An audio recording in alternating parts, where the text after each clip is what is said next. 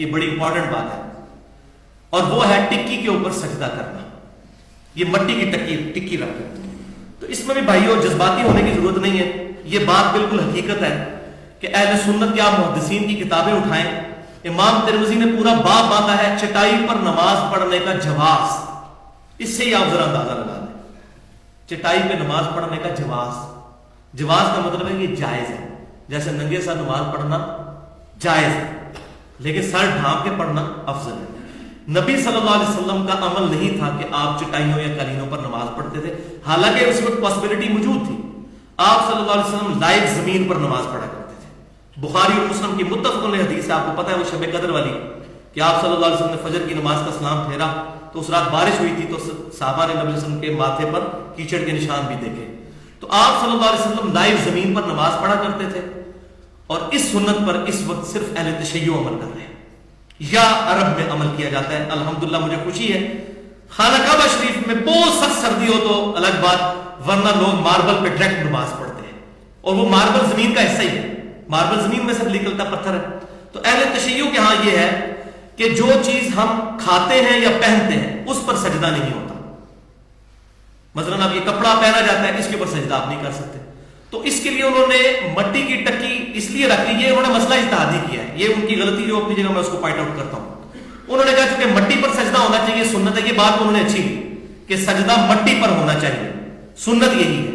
چٹائی پر بھی جائز ہے لیکن افضل یہی ہے کہ مٹی پر سجدہ. یہ وہ کربلا کی مٹی نہیں رکھی ہوتی انہوں نے، وہ ان کے نزدیک وہ مٹی نہ ملے پھر وہ پتا جو ہے وہ سامنے رکھ لیتے ہیں، وہ بھی نہ ہو تو بعض کر اپنے ہاتھ پہ یوں سجدہ کر لیتے ہیں.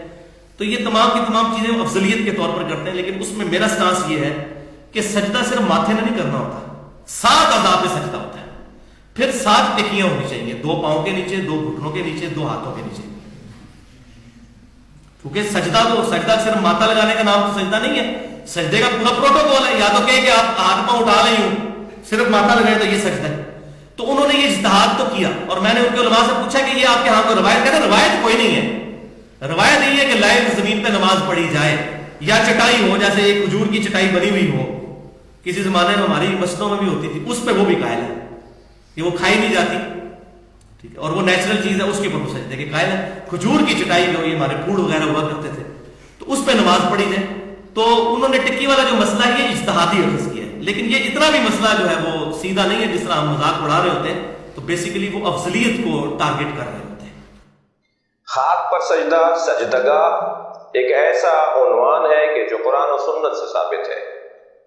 وَجُعِلَتْ لِيَ الْأَرْضُ سُجَّدًا، اللہ نے میرے لیے زمین کو، خاک کو سجدگاہ قرار دیا ہے. یہ حدیث پیغمبر ہے کہ جسے علماء اہل سنت نے اپنی کتابوں میں بالخصوص بخاری میں اور صحیح نسائی میں، ابن ماجہ میں اور سنن ابن داؤد وغیرہ میں اس حدیث کو نقل کیا. پیغمبر جب سجدہ کیا کرتے تھے تو آپ قالین پر سجدہ نہیں کرتے تھے، پیغمبر اکرم کپڑے پہ سجدہ نہیں کرتے تھے، بلکہ آپ نے اپنے ایک صحابی کو دیکھا کہ جو نماز پڑھ رہے تھے اور ان کا امامہ زمین کے اور ان کے درمیان حائل تھا، ان کے ماتھے میں، ان کے پیشانی اور زمین کے درمیان حائل تھا.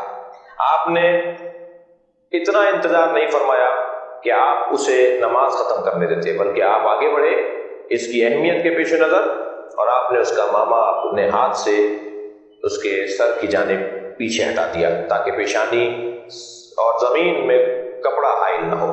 لہذا کپڑے پر سجدہ یہ پیغمبر اکرم کی سنت سے ہٹ کر ہے. السجود علی الخمرہ یہ کتب اہل سنت کے اندر پورا باب ہے. خمرہ، ٹھیکرے پہ سجدہ، اور مٹی، پختہ مٹی پہ سجدہ، یہ پیغمبر کی سنت ہے.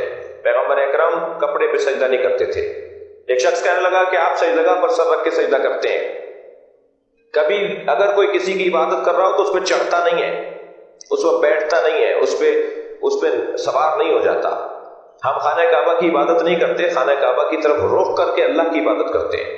لہذا خانہ کعبہ کی چھت پر کھڑے ہو کر بھی اذان کہی جاتی رہی ہے نبی کے زمانے میں بھی اور بعد از پیغمبر بھی. اسی طرح اگر سجدگاہ جو خاک جس پر ہم سر رکھ کر سجدہ کر رہے ہیں، اگر ہم اس کو سجدہ کر رہے ہیں تو کبھی بھی اس پہ سر نہیں رکھیں گے، بلکہ اسے اپنے سر سے آگے رکھیں گے، تب جا کر اس خاک کا سجدہ شمار ہوگا. کربلا سے پہلے مطلقاً خاک پر سجدہ ہوتا ہے، لیکن کیونکہ وَطَابَتُ الْأَرْضُ الَّتِي فِيهَا دُفِنْتُمْ معصوم فرما رہے ہیں کہ وہ خاک جس میں آپ حسین دفن ہو گئے، اے اصحاب پیغمبر جس خاک میں آپ دفن ہو گئے، وہ خاک طیب و طاہر ہے، لہذا جب خاک پر سجدہ کرنا ہی ہے تو پھر وہ خاک جو طیب و طاہر زیادہ فضیلت رکھنے والی ہے، اسے اگر سجدہ کا قرار دے دیا جائے تو بالکل ٹھیک ہے۔ ایک شخص نے ہم سے کہا کہ آپ خاک پر سر رکھتے ہیں، آپ سجدگاہ پہ سر رکھ کے سجدہ کرتے ہیں، لہذا آپ شرک کرتے ہیں۔ میں نے ان سے پوچھا کہ آپ کہاں سر رکھتے ہیں؟ کہنے لگے ہم ہر جگہ رکھ لیتے ہیں۔ تو میں نے کہا پھر بڑا مشرک کون ہوا؟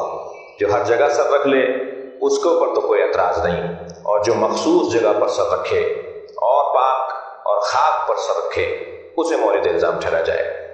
کتب اہل سنت کے اندر السجود علی الخمرہ ایک پورا باب ہے سجدگاہ کے عنوان سے۔ پیغمبر نے کبھی کپڑے پہ سر نہیں رکھا، ہمیشہ پختہ مٹی پر اور ٹھیکرے پر اور خاک پر سر رکھا ہے، یہی سنت پیغمبر ہے۔